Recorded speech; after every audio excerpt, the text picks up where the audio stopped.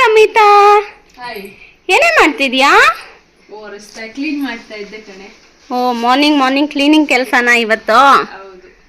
ಯಾವ ಬಟ್ಟೆನಲ್ಲಿ ಕ್ಲೀನ್ ಮಾಡ್ತಿದ್ಯಾ?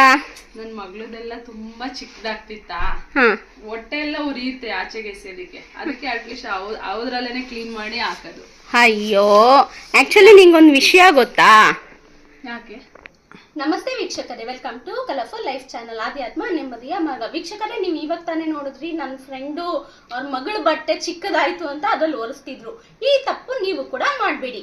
ಯಾಕೆ ಅಂತ ಹೇಳಿದ್ರೆ, ನಾವು ಬಟ್ಟೆನ ಹಾಕೊಂಡಿರ್ತೀವಿ, ಅದನ್ನ ಧರಿಸಿರ್ತೀವಲ್ಲ, ಅದರಲ್ಲಿ ನಮ್ಮ ಪಾಸಿಟಿವ್ ಎನರ್ಜಿ ಎಲ್ಲ ಆ ಬಟ್ಟೆನಲ್ಲಿ ಇರುತ್ತೆ. ನೀವು ನೋಡಿರ್ಬೋದು, ನಾವು ಪ್ರತಿ ಹಬ್ಬಕ್ಕಾಗಿರ್ಬೋದು ಅಥವಾ ಒಂದು ವಿಶೇಷ ದಿನಗಳಲ್ಲಿ ನಾವು ಹೊಸ ಬಟ್ಟೆನ ತಗೊಂಬಂದು ಧರಿಸ್ತೀವಿ. ಯಾಕೆ ಹೊಸ ಬಟ್ಟೆ ಧರಿಸ್ತೀವಿ ಹೇಳಿ? ಅದರಿಂದ ನಮಗೆ ಪಾಸಿಟಿವ್ ಎನರ್ಜಿ ಬರಲಿ, ನಮ್ಗೆ ಚೆನ್ನಾಗಿ ಕಾಣಲಿ, ಮತ್ತೆ ನಮಗೆ ಒಳ್ಳೇದಾಗಲಿ ಅನ್ನೋ ಕಾರಣಕ್ಕೋಸ್ಕರ ನಾವು ಹೊಸ ಬಟ್ಟೆನ ಧರಿಸ್ತೀವಿ.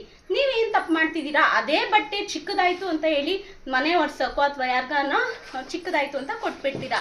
ಈ ತಪ್ಪು ನಾವು ಯಾವತ್ತೂ ಮಾಡಬಾರ್ದು. ಯಾಕೆ ಅಂದರೆ ಅದರಲ್ಲಿ ಪಾಸಿಟಿವ್ ಎನರ್ಜಿ ಇರುತ್ತೆ. ನಾವು ಒಂದು ದೇವಸ್ಥಾನಕ್ಕೆ ಹೋಗಿರ್ತೀವಿ, ಒಂದು ಒಳ್ಳೆ ಕೆಲಸ ಮಾಡಿರ್ತೀವಿ, ಅಥವಾ ಒಂದು ಪೂಜೆಗೆ ನಾವು ಆ ಬಟ್ಟೆನ ಧರಿಸಿ ಕೂತಿರ್ತೀವಿ. ಸೊ ಆ ಪಾಸಿಟಿವ್ ಎನರ್ಜಿ ಎಲ್ಲ ಆ ಬಟ್ಟೆನಲ್ಲಿ ಸೇರ್ಕೊಂಡಿರುತ್ತೆ. ನೀವು ಹಂಗೂ ಆ ಥರ ಉಪಯೋಗಿಸ್ಬೇಕು ಚಿಕ್ಕದಾಗಿರೋ ಬಟ್ಟೆ ಅಂತಂದರೆ, ಇಲ್ಲೊಂದು ಚಿಕ್ಕ ಉಪಾಯ ಇದೆ. ಇದನ್ನ ಮಾಡಿ ನೀವು ಅದನ್ನ ಯೂಸ್ ಮಾಡ್ಬೋದು.